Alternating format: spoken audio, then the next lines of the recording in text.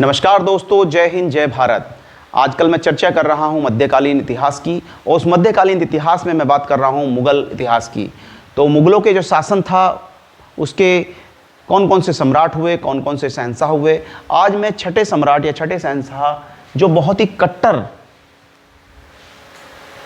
था, जिसने जो गैर मुस्लिम थे उन पर जो अत्याचार किया, उसके बारे में मैं आज चर्चा करूंगा। यानी कि ऐसे सम्राट की चर्चा करूंगा जिसने जो है जजिया कर को दोबारा स्टार्ट किया, दोबारा लगाया अकबर के बाद। तो ऐसे सम्राट जिसका नाम था तो औरंगजेब।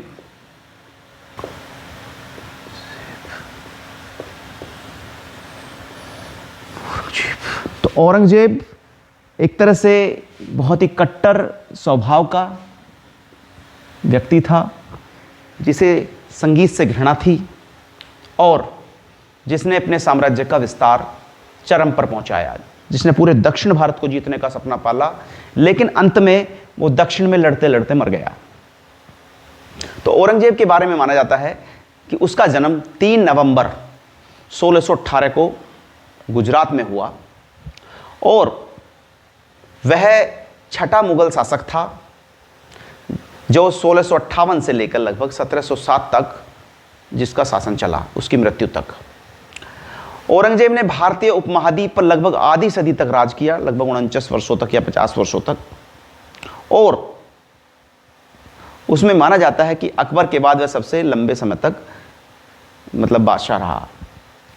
उसने मुगल साम्राज्य को अपने विस्तार के शिखर पर पहुंचाया और जीवन काल जो है उसने ज़्यादातर अपना दक्षिण में भारत में बिता दिया। दक्षिण भारत में मुगल साम्राज्य का विस्तार करने का उसने भरपूर प्रयास किया, लेकिन वह पूर्णतः सफल नहीं हो पाया।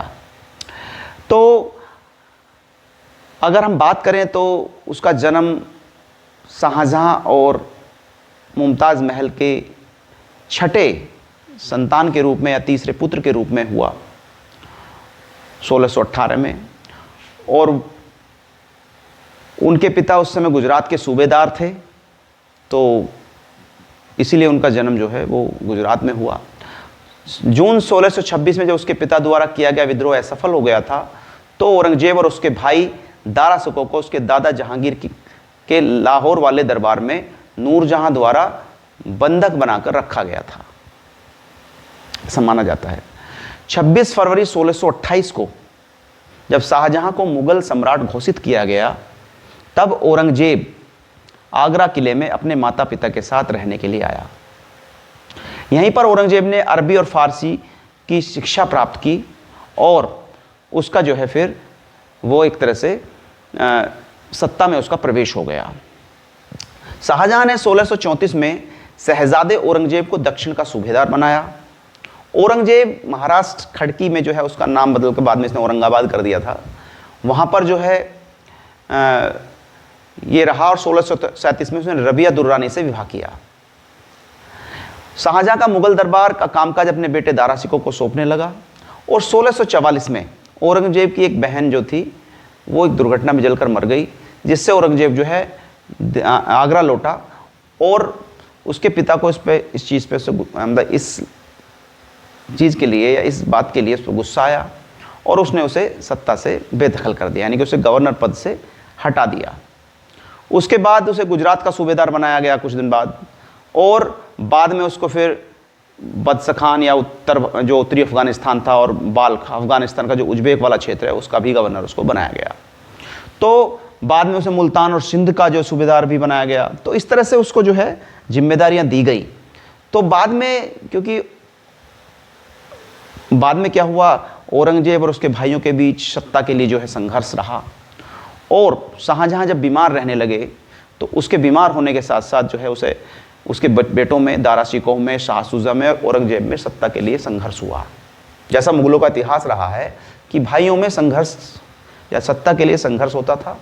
और उसका जो भाई था शाह सूजा, उसने बंगाल का राज्यपाल अपने आप को स्वतंत्र रूप से घोषित कर दिया था।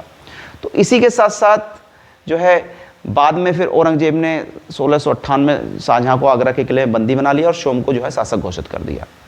फिर उसने दारा शिकोह की भी जो है एक तरह से हत्या करवा दी और 1659 में दिल्ली में उसे राजा का ताज पहनाया गया और 10 वर्षों का वर्णन मोहम्मद काजिम द्वारा लिखित आलमगीर नामा में प्रस्तुत किया गया। तो अगर उसके शासनकाल की बात करें तो 1658 से लगभग 1707 तक उसका शासन रहा और उसका शासन में गैर मुस्लिमों पर बहुत अत्याचार किए गए, हिंदुओं के मंदिर तोड़े गए। सबसे खूंखार, सबसे एक तरह से राक्षसी स्वभाव का ये सम्राट था जिसने जजिया कर पूरे भारतीय जनता पर लगाया जो गैर मुस्लिम थे। उसने अपने शासन का विस्तार यानी कि साम्राज्य का विस्तार करने के लिए जो है सिखों और हिंदुओं का दमन किया। उसने महाराजा शिवाजी महाराज के सामने उसका संघर्ष रहा, उसने उन्हें गिरफ्तार भी किया, लेकिन शिवाजी महाराज अपने पुत्र संभाजी महाराज के साथ किले से निकल गए थे। तो बाद में उसे एक तरह से मराठों ने चैलेंज दिया, सिखों ने उसे चैलेंज दिया। तो औरंगजेब के प्रशासन में हिंदुओं के साथ बहुत ही ज़्यादा एक तरह से विवादास्पद और एक तरह से कह सकते हैं कि उसने इन्हें अलग करने का काम किया, नीचा दिखाने का काम किया, उनका उत्पीड़न किया। तो एक तरह से औरंगजेब के प्रशासन में मुग़ल शहंशाहों ने मतलब औरंगजेब ने जो है मुग़ल शहंशाह जितने भी थे उनके अपेक्षा ज़्यादा हिंदू सरदार रखे, लेकिन हिंदू राजाओं की संख्या बढ़ी तो सही, लेकिन जो समाज या जो जनता थी, हिंदू समाज या सिख समाज, उसको इसने नीचा दिखाने का कार्य किया। तो व्यक्तित्व इसका बहुत ही ऐसा था कि ये हिंदू और सिख विरोधी काम करता था और खाने पीने, वेशभूषा और जीवन की अन्य सभी सुविधाओं में बहुत संयम बरतता था। ये जो राजकोष है उसके पैसा कभी खर्च नहीं करता था, उसको एक तरह से अपने खुद कमा करिए अपने जो है खाने के लिए जो है रोटी कमाता था, ऐसा माना जाता है, ऐसा राजा था ये। उसकी मातृभाषा जो है एक तरह से वो मानी जाती है कि वो फ़ारसी अरबी ही थी और बाद में कुछ ब्रज भाषा का विकास जो है वो मुग़लों के समय में हुआ, तो इसके शासनकाल में भी हुआ। उसने इस्लाम को ही धर्म को महत्व दिया और कुरान को अपने शासन का आधार बनाया, ऐसा माना जाता है। जजिया कर गैर मुस्लिमों पर लगाया, उससे वसूलता था ये। मंदिरों का विध्वंस किया, बहुत सारे मंदिर तोड़े गए देश के अंदर। और संगीत में उसकी रुचि बिल्कुल नहीं थी, वो संगीत उन्हें कट्टरपंथी की तरह संगीत पे प्रतिबंध लगवा दिया था। एक तरह से उसके शासनकाल में जो वाद्य यंत्र थे उनको एक तरह से वो उनको जो है हटा दिया गया और मतलब एक तरह से संगीत में उसकी कोई रुचि नहीं थी और संगीतज्ञों पर उसने प्रतिबंध लगा दिया था।